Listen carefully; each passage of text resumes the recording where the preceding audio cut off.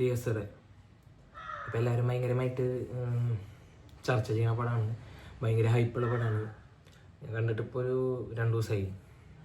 പടത്തിനെ കുറിച്ച് പറയാനാണെങ്കിൽ ഈ ആൾക്കാർ എന്താണ് ഇത്ര ഈ ഹൈപ്പ് ഈ പടത്തിന് കൊടുത്തതെന്ന് എനിക്ക് മനസ്സിലാവണില്ല. എല്ലാവരും പറഞ്ഞു വന്ന കാര്യം ഭയങ്കരമായിട്ട് പേടിക്കുന്നുണ്ട്, മൂത്രം പോകണമെന്നൊക്കെയാണ് പറയണത്. പിന്നെ സിനിമ കണ്ടു കഴിഞ്ഞിട്ട് വീട്ടിലേക്ക് പോകാൻ പറ്റണില്ലേ, വീട്ടിൽ പോയി കഴിഞ്ഞിട്ട് ഉറങ്ങാൻ പറ്റണില്ലേ, അങ്ങനെ പല രീതിയിലുള്ള റിവ്യൂസ് ഞാൻ കേട്ടിട്ടുണ്ടായിരുന്നു. അപ്പം ഞാൻ ഈ പടത്തിൻ്റെ ട്രെയിലറൊന്നും കാണാണ്ടാണ് ഈ സിനിമ പോയി കണ്ടത്. കാരണം അത്ര എക്സൈറ്റ്മെൻറ്റിൽ വലിയൊരു സംഭവമാവും എന്ന് വിചാരിച്ചിട്ടാണ് ഞാൻ ഈ സിനിമ പോയി കാണുന്നത്. കാരണം ഇതിൻ്റെ ഡയറക്ടർ പേഴ്സണലി എനിക്ക് ഇഷ്ടപ്പെട്ട ഒരാളാണ്.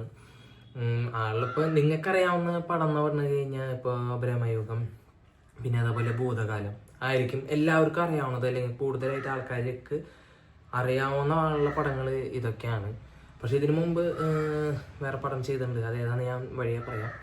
അപ്പോൾ അത്ര എക്സൈറ്റ്മെൻറ്റിൽ പോയിട്ട് കണ്ട ഒരു സിനിമയാണ് ഞാൻ തുടങ്ങിയിട്ട് കഴിയണ വരെ ഈ ഒരു ലെവലിലാണ് ഇരുന്നത്. അപ്പോൾ പടം തുടക്കമൊക്കെ ജാതി രസമായിരുന്നു. പടത്തിൻ്റെ ടൈറ്റിൽ എഴുതി കാണിക്കുമ്പോഴുള്ള സീനൊക്കെ നൈസിൻ്റെ, അതിന് മുമ്പുള്ള സീനൊക്കെ അടിപൊളിയായിരുന്നു.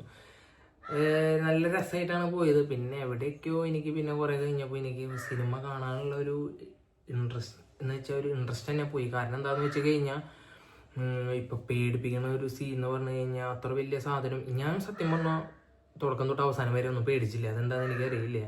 എനിക്ക് ഒന്നാമത് ഈ സംഭവം, എനിക്ക് പ്രേതപടങ്ങളൊന്നും അത് ഇഷ്ടമല്ല. കാരണം ഇത് എല്ലാ പേട്ടേണൊക്കെ തന്നെയാണ് പ്രേതപടം എന്ന് പറയുമ്പോൾ. ഇത് കുറച്ചിത്തിരി മലയാള സിനിമയിൽ ഇന്നവരാരും ചെയ്യാത്തൊരു ടൈപ്പ് പ്രേതപടമാണ് ഈ സിനിമ എന്ന് വേണമെങ്കിൽ പറയാൻ മാത്രമേ മലയാള സിനിമയിൽ നിന്നാണ് ഞാൻ പറയണത്. എൻ്റെ അപ്പുറത്തേക്ക് പോകരുത്. ഈ സിനിമയുടെ മെയിൻ കോർ എന്ന് പറഞ്ഞു കഴിഞ്ഞാൽ ഇതിൻ്റെ മ്യൂസിക്കാണ്, ബാക്ക്ഗ്രൗണ്ട് സ്കോറാണ് ഇതിൻ്റെ മെയിൻ എന്ന് പറഞ്ഞു കഴിഞ്ഞാൽ. കാരണം കുറേ സീനിനേക്കാളുപരി ഞാൻ ഇങ്ങനെ ഒരു സാധനം വരാനെങ്കിൽ തോന്നിച്ചത്, അല്ലെങ്കിൽ അപ്പോൾ പേടിക്കാൻ പോവാണ്, അപ്പോൾ അതിലേക്ക് കടക്കാണെന്നുള്ളൊരു സാധനം എനിക്ക് തന്നത് ഇതിൻ്റെ ബാക്ക്ഗ്രൗണ്ട് സ്കോറാണ്.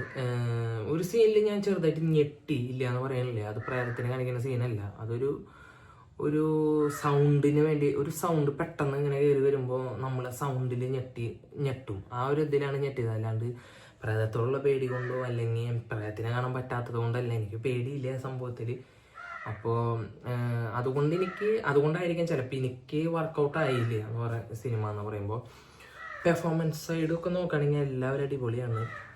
പ്രണവ് മോഹൻലാൽ സൂപ്പറായിട്ട് അഭിനയിച്ചിട്ടുണ്ട്. ഇപ്പോൾ കുറേ പേര് പറയാണ്ട് പ്രണവ് മോഹൻലാൽ അഭിനയിക്കറിയില്ല, അതുകൊണ്ട് ഈ സിനിമയിൽ നല്ല രീതിയിൽ തിരിച്ചുവരവ് നടത്തി എന്നൊക്കെ പറയുന്നത്. ആൾ വേറെ കുറേ സിനിമയിലൊക്കെ കുഴപ്പമില്ലാത്ത രീതിയിലൊക്കെ അഭിനയിച്ചിട്ടുണ്ട്. കുറേ ചിത്തു ജോസഫിൻ്റെ മറ്റേ സിനിമയുണ്ടല്ലോ, പടത്തിൻ്റെ പേര് പറഞ്ഞു, അതിലൊക്കെ നല്ല രീതിയിൽ ആൾ ആക്ട് ചെയ്തിട്ടുണ്ട്. ഇതിൽ പക്ഷേ എന്ന് പറയുമ്പോൾ ഒറ്റയ്ക്ക് നിന്ന് ആക്ട് ചെയ്യണം എന്ന് വെച്ച് കഴിഞ്ഞാൽ ഒരു സംഭവം നമ്മുടെ ഫ്രണ്ടിലില്ല. അപ്പോൾ ഒരു രൂപം ശരിക്കും ഒരാളില്ല, പക്ഷെ അങ്ങനെ ഒരു രൂപം ഉണ്ടെന്ന് വിചാരിച്ചിട്ട് ആക്ട് ചെയ്യുന്ന ഒരു സാധനം ഉണ്ട് ഇതിൽ. കുറച്ച് നേരമുള്ളൂ, ഒന്നും പറയാല്ലേ, അടിപൊളിയിട്ട് ചെയ്തിട്ടുണ്ട്. എക്സ്പ്രഷനൊക്കെ ഉണ്ടല്ലോ, കുറച്ച് നമ്മൾ ശരിക്കും അവിടെ ഒരാൾ നിന്നാണ് ഉപദ്രവിക്കുക എന്നുള്ളൊരു ഫീല് നമുക്ക് കിട്ടും. അതൊക്കെ കഴിവ് തന്നെയാണ്, അടുത്ത് പറയണം. പിന്നെ പറയുകയാണെങ്കിൽ ഇൻ്റർവെല്ല്, ക്ലൈമാക്സ്, പിന്നെ ഇടയ്ക്ക് കുറച്ച് സീനുകളൊക്കെ ഉണ്ട്. ഇതൊക്കെയാണ് രസമായിട്ടുള്ള സീനുകൾ. അതിന് മുമ്പ് ഇൻ്റർവെല്ല് കഴിഞ്ഞിട്ടാണോ അതിന് മുമ്പാണോ എന്നൊക്കെ ഇപ്പോൾ ഓർമ്മയില്ല. വേറൊരു സീനും കൂടി ഉണ്ട് ഇതിൽ. വേറൊരു ഡാവും കൂടി അനിയനായിട്ട് അഭിനയിച്ച അവൻ അടിപൊളിയായിട്ടുണ്ട്. ഞാൻ ആരും എടുത്തെടുത്ത് പറയണില്ല, ഞാൻ ആരും സീനുകൾ ഇങ്ങനെ എടുത്ത് പറയണില്ല.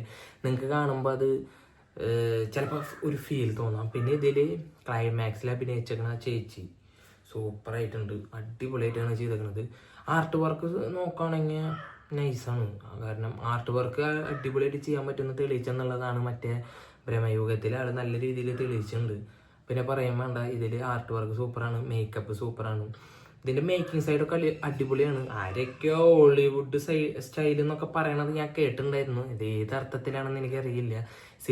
സിനിമോഗ്രാഫി സൈഡിൽ കൂടെ നോക്കാനാണെങ്കിൽ ഒരിക്കലും ഇല്ല, അത് ഞാൻ പറയും. പിന്നെ സ്ക്രീൻ പ്ലേയിലാണോ എന്ന് എനിക്കറിയില്ല.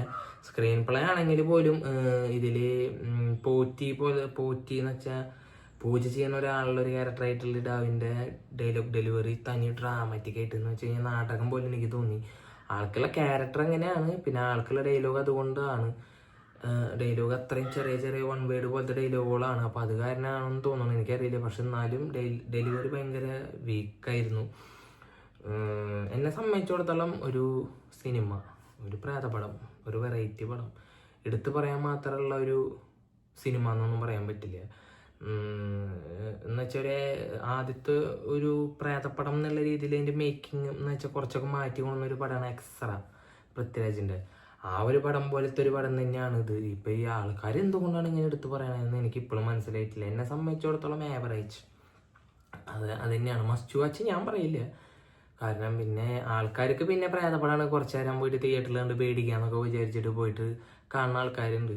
അപ്പോൾ അവർക്ക് എന്തായാലും ഈ പടം ഇഷ്ടവും. പിന്നെ എന്ന് പറയുമ്പോൾ തിയേറ്ററിൽ കുറേ ചൊക്ലികൾ വന്നിട്ട് പേടിക്കണ കുറേ തൊള്ളപുളികളും സാധനങ്ങളൊക്കെ ഉണ്ടായിരുന്നു. 2025 ഇപ്പോഴും ഇതൊരു വലിയൊരു സംഭവമാണ്, ഇത് വലിയൊരു അംഗീകാരം എന്ന് വെച്ചിട്ട് നടക്കുന്ന കുറേ ചൊക്ലികൾ, അങ്ങനെ തന്നെ പറയണം.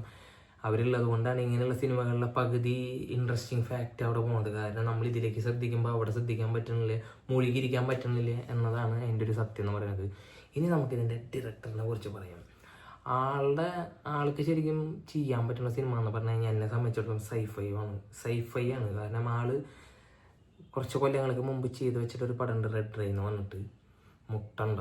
എനിക്ക് ഭയങ്കര ഇഷ്ടമുള്ള പടം, അത് ഞാൻ മസ്റ്റ് വാച്ച് പറയും. അതിൽ വലിയ തിയറിറ്റിക് ആയിട്ടൊന്നും പറയാനില്ലെങ്കിൽ പോലും ആവശ്യത്തിന് മലയാളികൾക്ക് മനസ്സിലാവുന്ന രീതിയിൽ തിയറിയിൽ ചെയ്തിട്ട് വെച്ചിട്ടുള്ള ഒരു സിനിമയാണ്. മേക്കിംഗ് സൈഡൊന്നും നോക്കണ്ട, കാരണം എത്ര കൊല്ലങ്ങൾക്ക് മുമ്പ് ഇറങ്ങിയ പടമാണ്. പക്ഷെ ഇത്ര കൊല്ലങ്ങൾക്ക് മുമ്പ് ആൾക്കത് ഇറക്കാൻ പറ്റുന്നുണ്ടെങ്കിൽ അല്ലെങ്കിൽ അങ്ങനെ ചെയ്തിട്ടുണ്ടെങ്കിൽ ആളുടെ വേ ഓഫ് തിങ്കിങ് വേറെ ലെവലാണ്. ആ പടം ഞാൻ കണ്ടിട്ട് അതിൻ്റെ റിവ്യൂ ചെയ്തിട്ടുണ്ട്. ഇത് മലയാളത്തിലെ ആദ്യത്തെ ഏലിയൻ സിനിമയാണ്. ഇതിനു മുമ്പും ഇതിനു ശേഷം സിനിമകൾ വന്നിട്ടില്ല എന്നെ സംബന്ധിച്ചിടത്തോളം സൈഫൈ മലയാളത്തിൽ. അപ്പോൾ ആൾ നല്ല കഴിവുള്ള മനുഷ്യനാണ്. ഈ പടം പൊട്ടയെന്നല്ലേ പറയണത്. എല്ലാവർക്കും എല്ലാ സിനിമയും ഓരോന്നിനും മെച്ചത്തിൽ ചെയ്യാനായിട്ട് പറ്റില്ല. ഇത് പക്ഷെ ആളുള്ളതിൽ ഒരു ടൈപ്പ് പ്രേതപ്പടം എന്ന് വേണമെങ്കിൽ പറയാം. ഈ ആൾക്കാർ എന്തുകൊണ്ടാണ് ഇതിങ്ങനെ തലയിൽ വെച്ച് നടക്കണമെന്ന് എനിക്ക് മനസ്സിലാവണില്ല. എന്നെ സംബന്ധിച്ചിടത്തോളം അതിനുള്ളൊരു ഫീൽ എനിക്ക് പടത്തുനിന്ന് കിട്ടിയില്ല. ബാക്കി എല്ലാം കൊണ്ടും നൈസാണ് പടം. എന്തായാലും വൺ ടൈം കാണാം എന്ന് പറയാൻ പറ്റുള്ളൂ. കാരണം എനിക്ക് വലിയ രസമായി തോന്നിയില്ല പടം, എന്താണെന്നറിയില്ല. അതുകൊണ്ടാണ് ബാക്കിയൊക്കെ നിങ്ങളുടെ അഭിപ്രായം രേഖപ്പെടുത്താൻ മറ്റൊരു വീഡിയോ ആയിട്ട് വരുന്നവരേക്കും എല്ലാവർക്കും